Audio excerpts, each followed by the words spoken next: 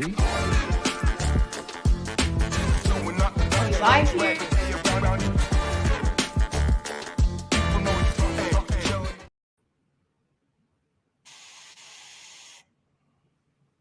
Oh my gosh, my computer is glitching like crazy here. What's going on? I don't know. All right, Corey's with me. What up, Steph? What's up, Corey? One of my favorite people, if not my favorite person to chop it up with. How's it going? I'm chilling. You know what I'm saying? I saw we had some good things to discuss today. You know what I mean? So if you would allow me, one of the things about doing this, you don't have to worry about, some mainstream type. Oh, you can't say that. You know what I mean? I can let it fly when I'm talking to Stephie Smalls, and I ain't got to worry about, you know what I'm saying, you being offended or anything. So this is a good forum for the fantasy executive to give his unfiltered opinions. You know what I'm saying? Exactly. And those are my favorite type of people to come on. If you want to come on and be filtered, not welcome here. So you are always welcome on this show. Where are you at with this fantasy football season? Because I'm having a rough one. Like, do you have any takeaways so far? It's fucked up. Yeah. That's kind of the main takeaway, Steph. These people, these dudes don't stay healthy. You know what I'm saying? No. It's like I've had the worst luck. First of all, when you can't say you had the worst luck when you have like 60% exposure to J.K. Dobbins, that probably was a bad idea. But I figured this son of a gun to be healthy one year. You know what I'm saying? Yeah. So it didn't happen this year. Got off to a bad start. Then I had a team that like had Nick Chubb. It's just a disaster trying to fill roster because of the injuries that's happened in the early part of the first month of the season. And then some poor performances and stuff like that. Like the Burrow Chase stack ain't hitting like I wanted it to hit. You know what I mean? So I'm really trying to put pieces together. But really my financial blessings have come via the sports betting world and not the world of fantasy football. Yeah, I'm with you on that. This is a rough year. I have to cut back on leagues because I can't do it. It's too stressful. It's a full-time job. The injuries are killing me. I'd rather just use that money that I use in some of these buy-ins and place more bets because even guys that I thought would hit, like Jahan Dotson, not happening. Oh, what a disaster he has been. He's disaster. He's almost cuttable. One of the things that I was saying about that guy, right? He's better for them than he is for fantasy. Like he'll make big plays for the Commanders. They only have like 3 or 4 big plays a season. You know what I'm saying? But he'll make 2 of those plays. But as far as your fantasy teams, he's way too inconsistent. Good talent, but not really somebody that you can really depend on. He kind of reminds me of Sterling Shepard a little bit. Like really good football player, makes good plays for the team, but not really someone that you're playing week to week ever. If your player comp is Sterling Shepard, your shit's in bad shape. I'm saying on a productivity basis here, all right? That's the truth, though. All right, let's talk about actually before we talk about Thursday Night Football, I want to talk about your Cowboys a little bit. Where are you at? Last time you came on, Trey Lance had just got moved on over there. You guys just had a nice little win. There were some dark days that happened a little bit for Cowboys fans. You guys are some of the Cowboys fans, I'll tell you, man, on Twitter, they're crazy. Well, Cowboy, listen, first of all, when you root for the most popular sports brand in North America, you know what I'm saying? A lot comes with it. Like I saw this headline today, right? And I agree with Micah Parsons. Like I understand Dallas Cowboys get the privilege of being a Dallas Cowboy, so you got to take what comes along with that. Yeah. But I saw a headline today, like, oh, the 49ers can be had, just not by Dallas. How the fuck did we get in it? You know what I'm saying? They just lost to PJ Walker and a tanking Minnesota Viking team. But 2 weeks ago when they beat Dallas, they had the parade route already figured out. You know what I'm saying? So it's a lot. But as far as what I'm seeing right now, if you can run the football solidly, you have a good chance to beat Dallas. If you can play mistake-free and don't turn the ball over, you have a good chance to beat Dallas. But if you turn the ball over and can't run a lot of that Cowboy pass rush to get after you, they'll hammer your ass 40-0. You know what I'm saying? But if you can run the ball and play mistake-free and put the game in, if I'm an opponent, I'm like, I need number 4 to beat me because that's when it gets dicey. Because when you put the ball in number 4 hand, oh boy, watch out. You know what I'm saying? Yeah, I'm with you on that. And so the Rams are going to Jerry World. I kind of hate the Jerry World thing. I think we should drop that. It is, though. Yeah, it's fine. It's cool. Yeah. Jerry World. All right, so Cowboys are what? -6.5. point favorites at home. Total is sitting at 45 right now. Do you have a lean on this game? Because the Rams are all over the place. They don't have an identity. That's their issue. They don't know who they are. Last week, they were the team that blew up my 6-leg parlay. That's who the Rams was, losing to the Steelers. And I tell you what about the Pittsburgh Steelers, they find a way to win these games. They're minus 24 right now. And they're plus minus, they're minus 24, and they got a 4-2 record. That's insane. You know what I'm saying? But now when you look at the Rams, they can't run. If they can't run the ball and they just Cooper Kupp and Puka Nacua, it makes it real easy to beat them. You know what I'm saying? Stafford's the kind of quarterback that's going to turn the football over. They don't have nothing outside of Aaron Donald defensively, so you can get up and down. I mean, you just look. Kenny Pickett led a game-winning drive. Yeah, that's all you need to know. And the Steelers, I mean, I was over 8.5 win better as far as the Steelers go, so I'm fine with them. I'm fine with them getting a little lucky here and there. I think that they'll probably put together something a little bit better. They might get a little hot, because the 4-2 is not real. But as far as that defense, if that defense keeps playing like that, they're going to keep winning games. As long as Mike Tomlin keep coaching the team, they're going to keep winning games. You know what I'm saying? They're figuring out a way to get to get it done. Hey, I see your man Jesus in the chat talk about NBA bets tonight. I'll get to Jesus later because I do that too, Stephie. But as long as they keep, Mike Tomlin on the sideline, put it like this. They got a good chance to be an AFC playoff team, especially with the Bengals schedule coming up, and the fact that Pittsburgh and Cincinnati have not played yet. But that's really going to be an important matchup, both games for the Bengals. That's who's going to stop the Bengals from going back to the playoffs this year, if that is the case after this slow start. So those are really the critical matchups. And Mike Tomlin in a one-game situation, that's going to be hard to beat, especially Zach Taylor. Absolutely, 100%. All right, Thursday night football. These Buffalo Bills, before we even talk about the game, people are throwing around this word fraudulent. Josh Allen is making some mistakes. I don't know if their record you can really call fraudulent. I think they're exactly what you see is what you get out of the Bills right now. Where are you at with them? Yes. I mean, they're the Buffalo Bills. They're good enough to be an AFC playoff team, but they're closer to Pittsburgh than they are to Kansas City. And that's just the truth of the matter. And like, you want to give a hard time to Allen, but Allen can play hero ball, not to the level that Lamar Jackson can or Patrick Mahomes. He turns the ball over a little bit too much in critical situations, but he hasn't been really the reason why they're losing. They could use another weapon in the offense. But really, going over to London and losing their two defensive players, man, the NFL put them in a trick bag with that. Left Jacksonville out there to chill for 11 days and then brought Buffalo out there on short notice on that hard carpet, and they lost their two best players. They need, everybody's talking about, maybe they can go out there and get Derrick Henry if he becomes available, which it sounds like Derrick Henry is going to be available. But they need more defenders on that team, not another running back. Cook's doing a fine job. Yeah, they 100% do. They're going up against a team who has a good defense, maybe a little bit overrated, a team I was very, very fucking low on going into the season. They started out a little bit stronger than I think they're going to prove to be as far as the team goes. So Bucks on the road to the Bills. Bills coming off, a shitty loss to the New England Patriots. Divisional game. Sometimes that happens. Every week, though, here's my problem with the Bills. Every week I keep hearing that we're going to get a bounce back from the Bills.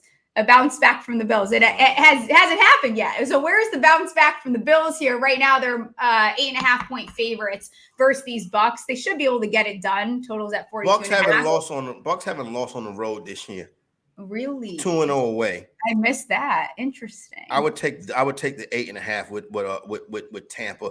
Tampa is one of these teams coming into the season with very low expectations, and when you have low expectations, it's easy to reach them. So they're playing above expectations because they really don't have nothing. Nobody really expects much from them. You know what I'm saying? So they're getting it done. I still think Bowles is not the best guy to be a head coach. I mean, Baker Mayfield is going to turn the ball over in the most critical of moments. That's going to happen. But they'll play you just good enough to keep Al Michaels and Kurt Herbstreit from talking about Toscanos all show long. Yeah, I think that Tampa, again, you look at the numbers, and if you are a very big analytics bro, which I am not an analytics bro, there's reasons to believe why the Bills should absolutely mollywomp this team. I just don't know that I see that happening. As far as the total goes, 42.5. These totals, they set these lines very sharp. I lean towards the under here. Where Buffalo Bill home under, probably the way to go right there. Don't really take too much. And then primetime unders is also, what I mean, a staple of my betting arsenal. Yeah, there's not too many. They're being a little stingy with putting out some of these props, and I know the injuries play a piece into it. Have you taken anything as far as Thursday goes? No, I have not taken anything as far as Thursday goes yet. I will take that 8.5 with Tampa. Looking right now, Josh Allen. I probably would go over on. This is the wrong year. Hold on, let me. Because I'm not an analytics bro, and I've never heard it referred to as an analytics bro, but I love that. I'm going to start. That's what they are. They're so annoying. They're like, I don't deal with that A dot. Yeah, shit. no, I can't do the A dot, the air yard dude. Yeah, That's too much for me. I like to have sex. Josh Allen. I probably would look at Josh Allen over 262 passing yards. Right. I probably would look into that. He's hit that in 4 or 7 games, and Buffalo has been giving that up, so you can get that against Buffalo. So that's my early lean on that one right there. Let's see what else. I got, like I said, I got a system right here. I'm not an analytics dude, but my system is loading slow. But I'll give you some Josh of mine. Allen one. Yeah, I'm willing to listen to yours. Go ahead. Yeah, listen to some of mine here. So Josh Allen interception at even money. I just feel like at this point we've seen Josh Allen. He just makes these boneheaded mistakes.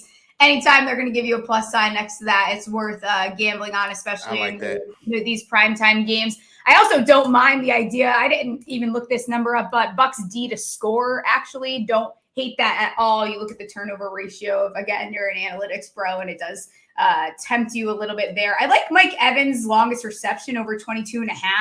Gone over this quite a few times. Yes, that's a good one right there. Quite susceptible. 22.5 is nothing for a guy like this. Minus 110, really nice number. And then Dalton Kincaid. I'd rather take his receptions. That number's not out yet, so I'm okay with people taking his receiving yards over while Dawson Knox is hurt, and we saw him have a big game. You look at the Bucks; they've been kind of susceptible to tight ends. I think that's a little bit overdone now, but I think those are my early leans. And that's all good stuff right there. I can see the Kincaid, right? Because that's, like I said, Tampa Bay gives it up in the air. But I always want to try to find a good under for you. Yeah. Cade Otton under 27.5. That right there looks like something that we can get behind. Cade Otton. I think that one is hit. Whenever you see that 27.5 for that tight end, I think that's something that's interesting right there. As far as rushing goes, because you want to look at some rushing props as well, because Thursday night, early in the week, you know what I'm saying? You can see teams try to run the football to get out of there and get to the next week. Let me see. James Cook. That's not that appealing. Rashad White receiving yards. That one right there is interesting. I think you can hit that versus Buffalo. That's at receiving and rushing for Rashad White, 45.5. I'll probably go over on that one right there. Okay. I like that. And he's someone who could hit that in his receiving without the rushing. So he probably won't be able to rush super effectively against this team, but who knows? He's so volatile. I never know what the fuck I'm getting out of Rashad White. You don't. He's frustrating. He's been very frustrating. I lost a prop of his this past week. I did the under on his receptions, and he caught his 5th pass in like the first quarter. I was like, I'm not doing this no more. Never more. He's under. You know who went on my no bet list on your team is Michael Gallup. Oh, that guy. You can't trust him. Shit. 10 fucking targets. I just needed 4. I need 4 receptions. This month. You can't trust him. That goes right more there. than anything. There's a lot of MVP candidate type stuff going on. A lot of talk about that. I think Lamar Jackson is still, there's some value on taking him there. Where do you lean? If you look at the odds, Mahomes is leading it, obviously. Hurts plus 450, tied there with Tua plus 450. Lamar Jackson plus 700. Allen 10-1. Purdy still has shorter odds than some of these other guys. I don't know if I agree with that, but it's Lamar Jackson right now for me. Yeah. This is a hero ball award, and nobody does hero ball like Lamar Jackson. He's the one guy that can go out there and win the game for you by yourself.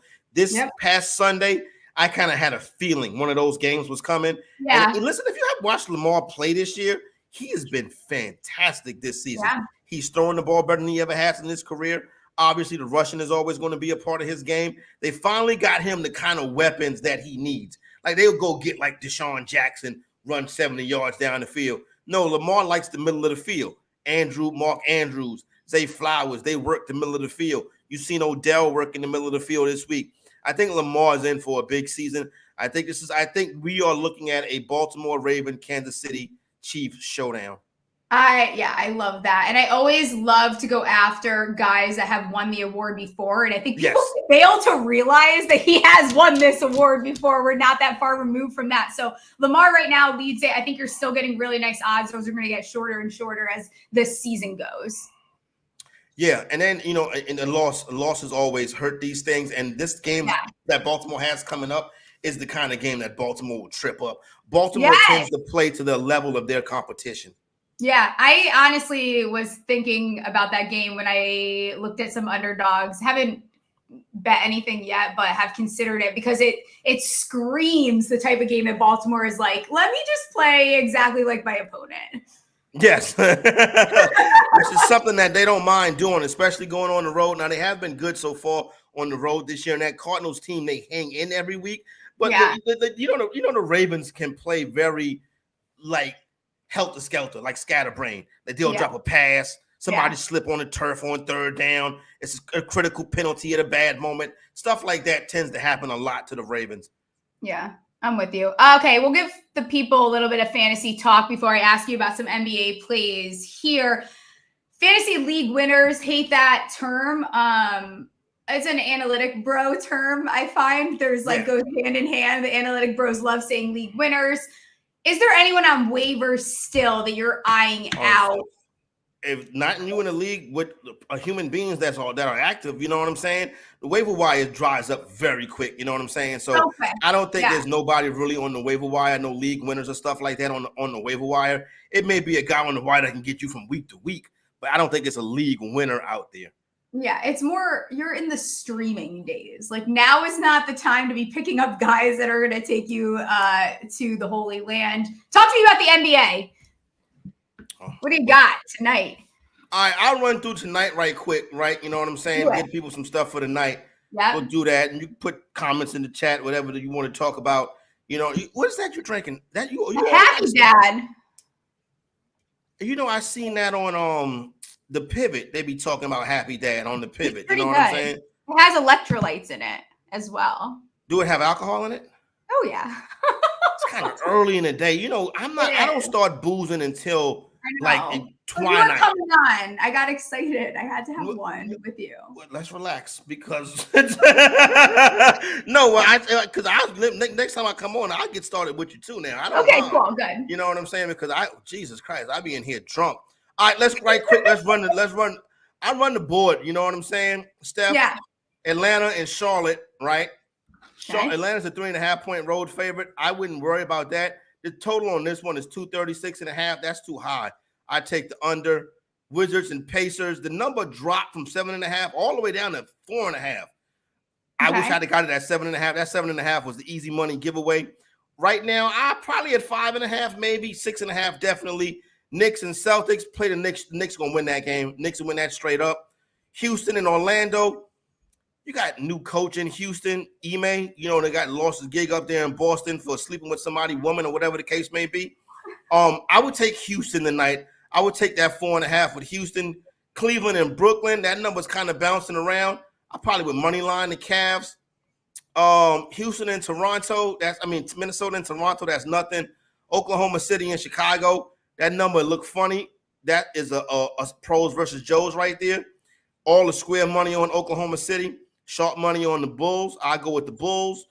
I'm not really fooling with Memphis and New Orleans, Sacramento and Utah. Take Utah. Utah. That altitude early in the season is going to be a problem for opponents. And while Utah is still healthy, they can play with anybody. Dallas and San Antonio, this Wetman-Yana guy is going to make his debut tonight. I may do a couple props on his shot blocks over 2.5.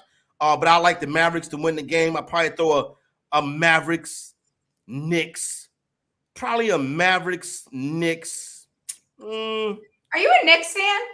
I used to be a Knicks fan. I probably do a Mavericks, Knicks, Cavaliers money line parlay. Got a question for you here from Easy. Shout out Easy. Great guy. My biggest question mark for NBA today is why are the Pelicans even money with the Grizzlies tonight? Pelicans should be like 4 to 5 points, right? No, I wouldn't say that because I think, first of all, the Grizzlies are very good at playing without Ja Morant. That they've been strong at that the past couple years. Now, without Steven Adams tonight, that's going to be interesting. But what I would say is this game is in Memphis. Memphis has a good home court advantage. They're going to be live and lit tonight out there in Memphis, right? But Marcus Smart should be able to fill right in. He's not going to give you the scoring that Ja Morant does, but Desmond Bane, Jaren Jackson Jr. will pick that up. So I think Memphis wins a close one. I got some. I really don't try not to bet the Memphis Grizzlies because I have how did I put this? I know some Memphis Grizzlies. I know a Memphis Grizzly personally. You're locked in. You're locked in. Yeah, I'm locked in on the Memphis Grizzlies. Yeah, so my bias will take over. Put it like that. Yeah, that's fair. That's why I try not to bet on the New York Giants. We'll be putting out. I start slow with the NBA because I haven't been betting it that long. I don't like to give the people plays unless I feel very confident. So I take my time with NBA. I let it ride for like 2 weeks, and then I feel more confident where I can be giving out plays. And then you always got me to hop on here with you and give you a hand. You know what I'm saying? We're gonna have to get you in. And if people are not following you yet, please go follow him at Fantasy Exec. You also have Fantasy Executive channel. Is that what it is? Yeah, on YouTube, in the Executive Network on YouTube. You can follow me over there. Now, on the little tweet, you had the first date thing, right? I was gonna bring it up to you. Yeah, I think we need to discuss that. So go ahead and bring it up. Yeah, we need to talk about it. Ryan, if you do have an overlay, I don't know if you made one, but let's bring that up because I got questions. I was gonna ask you about it, like where you go as far as a first date, because I have strong opinions about it. Well, I understand. I'm a veteran now. You know what I'm saying. So my first dates normally be in different locations. You know what I'm saying. Yeah. Like I'm not just really going to play around and go to the movie theaters because I'm trying to whatever. You know what I'm saying. Yeah, I'm trying to. So okay, let's talk movie theater, right? All right. I'm personally not a big movie theater date guy because it's a double-edged sword, right? Yeah. Because I keep it. Fantasy Executive keep it a buck with you. Right, so you can't really do too much talking at a movie theater, but you can get a hand job at a movie theater. You know what I'm saying? And that's always fun. You know what I'm saying? So it's kind of like, okay, we can't talk in here, but I could possibly get a hand job in here. Yeah, and a movie theater hand job is always fantastic. So I don't have that right there allows me to still do the movie theater thing because you don't have to have a conversation if you're getting a hand job. Just enjoy the hand job. You know what I'm saying? True. And the movie's on. Yeah, whatever. Well, yeah, this is why my parents always thought the movies were a safe spot. The movies were not a safe spot. Your parents don't know that movie theater is not a safe spot. You know what I'm saying? It should be some dicks out in the movie theater. You know what I mean? So not really, but listen, I like to go to the ball. I like live events, comedy shows, football game, basketball game, talk a little shit. You know what I'm saying? Flex my status as the fantasy executive. Show a good time that way, you know what I mean? So the whole Cheesecake Factory thing, you have a Cheesecake Factory at Lenox Mall in Atlanta, right there in Lenox Mall. You know how many nights I've had drinks and food in that Cheesecake Factory and have closed the deal that night? So the Cheesecake Factory is not. See, that's my thing, though. That's my thing. So my hot take is I don't think a first date should ever involve food. Oh, that's interesting. If it involves food, like I feel like the expectation to put out is much higher. Oh, I guess that depends. No. Well, the put out part is kind of going to be settled prior. Yeah, you know what I'm saying? Yeah, that I agree with. But I want to put you in a situation like, okay, we coming back here, right? Or we going over there?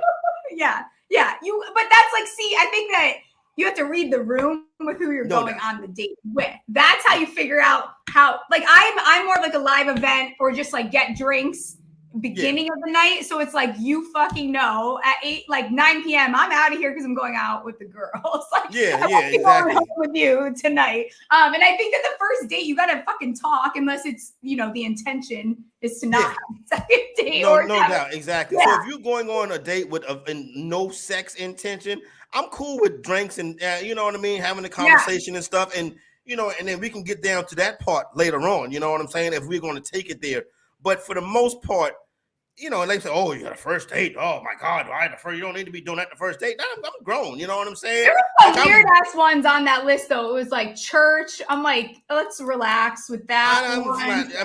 I got some. It depends. Like if I'm courting you for marriage purposes and you want to go to church, all right, I'm cool with that. You know what I'm saying? But what was the one that was the gym? Don't fucking ever ask me on a date to the gym. That's where I draw the line. No, I'm not going. I don't want to go to the. Yeah, no, we're not doing that. There's some specific ones on here, like hookah bar. Like, who hurt you at the hookah bar? Why is the hookah bar? I would go to a hookah bar. I don't mind going to a hookah bar. Yeah, I'm not a big hookah smoker, but I come from Washington. Like the part of Harlem that I live in is called Washington Heights, and that's where all the Dominican at. And them Dominican chicks love hookah. You know what I'm saying? I love hookah. Especially when I lived in the Caribbean. We went to the hookah lounge all the fucking time. Man, let me tell you, I'll go up there. I don't smoke the shit, but I'll sit up there and sit you smoke that shit till you fall out the chair. You know what I'm saying? I would like put another cube up there. Yeah, exactly. Some of these are weird. Then on there, it's like your house, like. That's not a first date. That's just, what's going on with that. Yeah, that's the situation there. All right. Any final thoughts before I let you get out of here? I'm good. Nothing. Hey, I want to talk about some coaches right quick, right? I'm talking about you. Ron Rivera. More team dad than head coach. You know what I'm saying? That's what I'm getting. The other night when they was getting blown out at home by the Bears and they asked him, what did he tell the team in the locker room at halftime? Son said, I let them talk it out themselves. I would have fired him the next morning. I pay you to fix the damn job. You let them talk it out themselves. Your boy Brian. They're being too nice. They're being too nice because everyone respects the Ron Rivera and blah, blah, blah, blah, blah, blah, whatever. Here's the thing. He's going to be gone. And someone, Krabs came on Friday and he's a Commanders fan. He thinks they're going to keep him but send him to the front office, which I think is a good probably place for him. He can't coach a goddamn football team anymore, though. In 13 years of head coaching, that man has had 3 winning seasons. Cam Newton was the quarterback for all 3 of them. And who gave it to him? And it was the prime of Cam Newton's career, too, as well. He needs to go. Your boy Brian Daboll, does he hate the team? I just don't like how he, publicly undresses the players. You got an issue with that, or you think that's okay? Okay, so here it is. He goes looking for them. That's what I don't like. If Daniel Jones come up the field hey, stop throwing them stupid ass interceptions. So that's one thing. If Jones is over there and you got to go find Jones, that's too much for me. I was raised on Tom Coughlin, and he was very much like that. So I feel like I'm used to it. I think some of it is a little bit too much. Like his inability to keep composure, especially when your team is not. It's happening in moments where it maybe shouldn't be happening too. I get it. Take a second, just ream his ass out in the locker room, but I don't hate it. I'm kind of for it. Fuck this team, fuck these players. It's your team, I know, and you find I don't give a fuck. You know what I'm saying? Read them out. I don't give a fuck. So I asked Tom Brady one time why, when things happen, not Tom Brady, Tom Landry. You know what I'm saying? If you know Tom Landry wore the hat, Dallas Cowboys back in the day. All right. They asked him, why are you emotionless on the sideline? And his thought process was, I'm thinking about the next play. And I'm like, there you go. And if you remember, Bill Belichick, probably his greatest moment ever, that game against the Seahawks. When the Seahawks get down on the 1-yard line with a chance to win that game, Pete Carroll was waiting for him to call a timeout so he could change the play. Bill Belichick never called the timeout.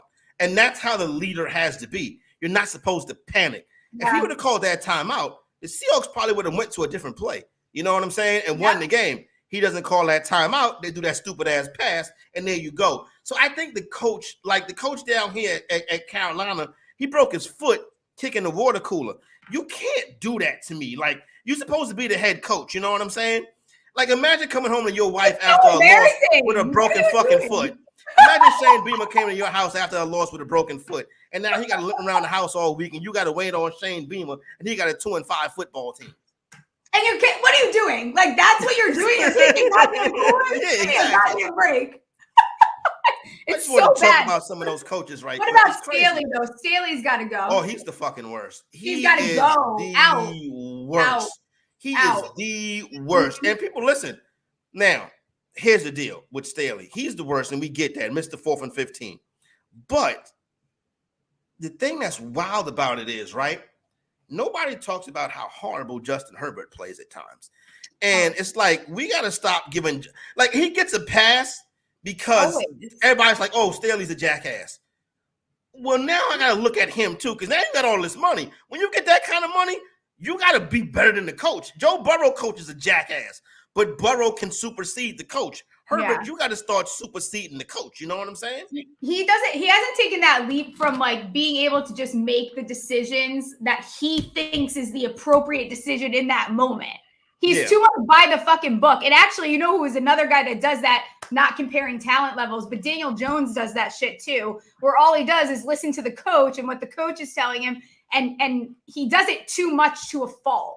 Where you need to take risks, and that's why people are seeing Tyrod play well, because Tyrod's taking some risks that Daniel won't do because he's too much in his head listening to the fucking coaches. So, as a Giant fan, I ask you this. Y'all more, this is a weak NFC. Let's see if we can get 6 or 7 seed. Or are you like, you know what, wrap this shit up and let's see Caleb Williams, Drake May, or Marvin Harrison Jr.? I think that we, no matter what, are going to, and I've been saying it for a while, I think we will be out of the market for a Caleb Williams or a Drake May. I think that the New York Giants, I really do think so. I don't think we're going to be able to, I don't think it's going to be in our reach.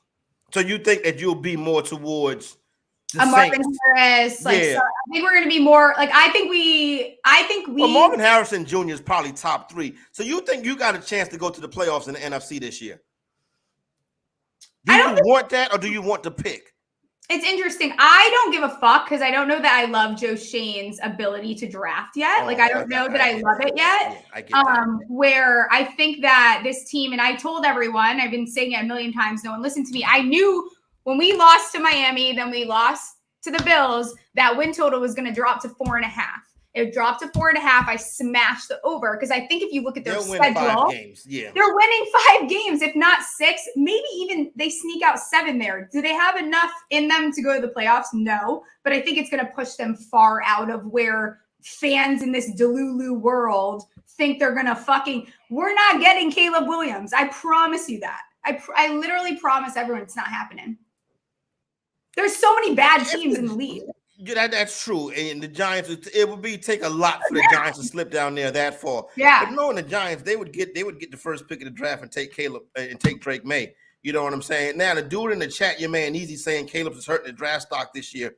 Like, that's more Lincoln Riley hurting his draft stock. When you look at this dude play, it's like this guy's better than quarterbacks in the NFL now. You know what I'm saying? Yeah. And you look at their defense too. I think USC's defense. Their defense stinks. Lincoln Riley had Caleb Williams at a major program for 2 years and couldn't get the team to the college football playoff. That's going to be one of the all-time worst coaching exhibitions ever. Well, Lincoln Riley is so overrated. It's so ridiculous. It reminds me of Cliff. Cliff who? Kingsbury. Yeah. Oh, okay, yeah. Cliff Kingsbury actually would have been a good offensive coordinator for the Patriots this year. They actually tried to hire him, but he's like doing he is like in a safari, right? He's got his hot girrofriend or some shit. Yeah, he's like, fuck that shit. He went out there, he took that broad out. He's like, you're so bad. Out of here. He's like, I'm not dealing with this shit. Yeah. Good. All right, I'll let you get out of here. Let everyone know where they can find you. You guys better fucking subscribe to him. I'll be pissed off if you subscribe to this channel and not his. There you go. To get that done, Fantasy Executive, just type it in like top of their YouTube bar, put in the Fantasy Executive, hit subscribe, and then there'll be some new content coming. Not tonight. I got stuff to do today, but tomorrow, the next day, soon. Steph, take us home. Yeah. I love you, Corey. We'll get you back on soon. Appreciate you as always. And then producer Ryan will come on here and probably maybe debate with me a little bit more about some dating things. Yeah. I want a different background, Ryan, every time with the different background. I know. I'm in an Airbnb in LA. Oh, now an Airbnb. Comedy shows. So this is my last week on the road. I gotta go home. Thank God. I was getting anxiety over this list of all the places they can't take women on a first date because I thought a coffee date was safe. I thought a bar just for drinks is safe. This list is dumb for so many reasons. I mean, I'm with you. I'm with like all of the big chains. I don't take a woman on a first date to a big chain like Buffalo Wild Wings, Wingstop, Red Lobster. A buffet, that one's funny if you can get a girl to go to a buffet with you. Denny's. I would never take a first date to the gym because I don't go to the gym, so I don't know about that. But yeah, I don't know, man. I feel very strongly about this. Like I mentioned it when Corey was on. Like I cannot emphasize more. And maybe this is too like you have to read the room. Do not ever take me to get food I don't want to go on a first date that involves food. I just think it's unnecessary. I think a first date should be about talking. Live events are cool as long as it's not like going to a movie where you're not talking and hand jobs like Corey said her at the disposal. But I think like coffee's fine, cocktails are fine. I just do not want to eat on a first date. No, thank you. No. I wanted to know more about these Corey hand jobs in the movie theater. Like I don't feel like I've done anything like that since high school when I had no other options but to go to the movie theaters. But anyway, that's besides the point. That's because you had nowhere to get hand jobs. That's what part of it is. It's like you're at your parents, and where do you get a hand job? The next like safe place that your parents will let you go is exactly. That's so exactly. It was not safe. It was not safe. I won't go to the movie theaters. I don't want to see 13-year-olds giving each other hand jobs in the movie theater. No, thank you. But yeah, I don't know. I mean, this is a good list, I guess, to avoid like bowling too. Like I feel like that's fun. Actually, no, I disagree. And I told you a story actually when we were in Vegas when we went to Top Golf. I went on like I think it was a second date, maybe it was a first date with this guy, and we drove out to Top Golf. He lived in the city. We drove out to Top Golf. This was before I golfed. I had never picked up a club before. He brought his own clubs. I was so stressed out. And for those that know, I get very like palm sweaty, armpits, the whole thing is, I'm so fucking nervous. And it couldn't have been more uncomfortable because I think there's too much pressure on that. Like, I don't want there to be some type of activity I have to do. Okay. So you don't want to go bowling. You don't want to go to Top Golf. No. But you are okay with like a live sporting event. Like if somebody took you to an NBA game. Yeah, but that's also me, like read the room if she's not a sports girl. I feel like baseball games are very like everyone friendly.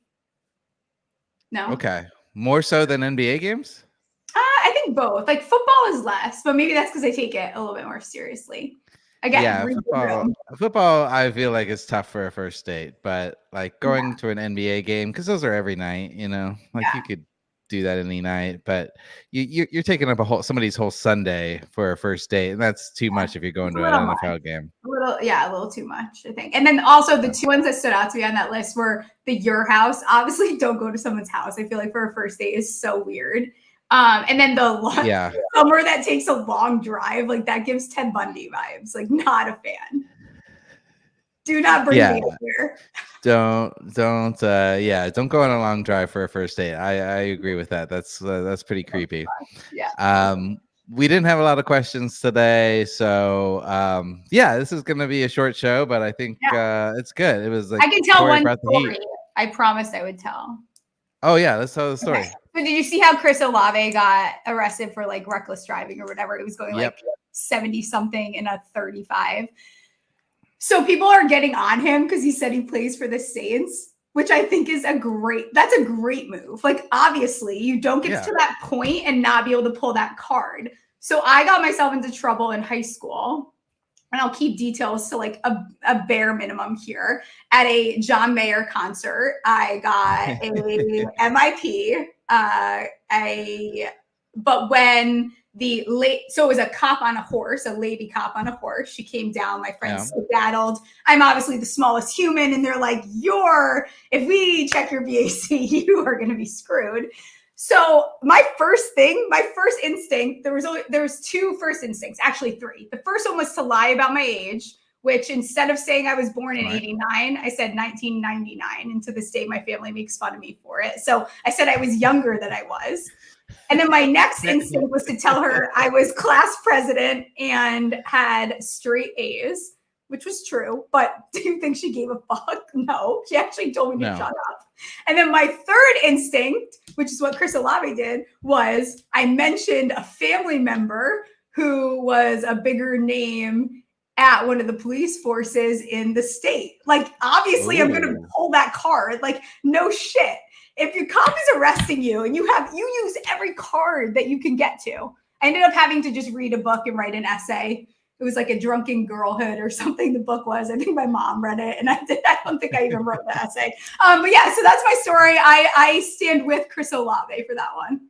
All right. With the "Do you know who I am?" Yeah. bit. No. It's not. Do you know who I am? It's out of desperation. Like you don't know what to do. You're like, I gotta pull something out of my butt, and use the people you know and what you are, and I'm here for it. Go for it. He should have said, I'm a top wide receiver. Do you know when I was drafted? Like, go for it. You know what my fantasy numbers are? Yeah. You have no fucking idea. You should have offered tickets or something. All right, that's all I got. That's the last story for today. All right. Well, I love it. Thanks everybody for subscribing and watching, and make sure to subscribe to our podcast feeds on your favorite podcast platform. Give us some reviews. Give us 5 stars. We appreciate you. Anything else before we get out of here, Steph? Nope, that's it. See you guys. All right. Watch him make it, break it, break it, break it.